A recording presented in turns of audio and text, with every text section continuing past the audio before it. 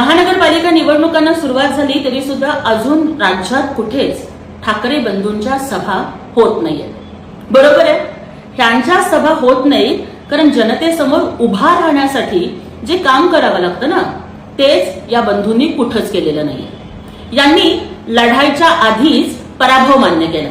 अहो, हे पळकुटे लोक आहेत, कार्यकर्त्यांची यांना काही पडलेलीच नाहीये आणि म्हणून तरी नगरपालिका निवडणुकांच्या मध्ये सुद्धा हे प्रचाराला कुठेच फिरले नाही।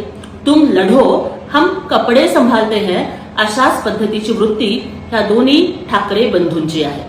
आणि त्यामुळेच जनतेमध्ये मिसळण्यासाठी जी हिंमत लागते, जे कष्ट करावे लागतात, ते घेण्याची त्यांची तयारीच नाहीये।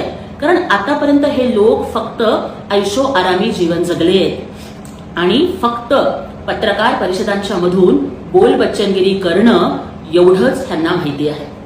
जसं म्हणतात ना की भागने वाले को कुछ नहीं मिलता, लेकिन लढने वाले के कदमों में सारा जहां होता है। आणि त्यामुळेच महाराष्ट्रातली जनता ही लढवय्या नेत्याच्या माननीय एकनाथजी शिंदे साहेबांच्या पाठीशीच उभी राहणार आहे आणि लढण्याआधीच पराभव मान्य करणाऱ्या आणि फक्त मीडियाच्या समोर बोलबच्चनगिरी करणाऱ्या या दोन्ही संधी साधू बंधूंना धडा शिकवणार आहे।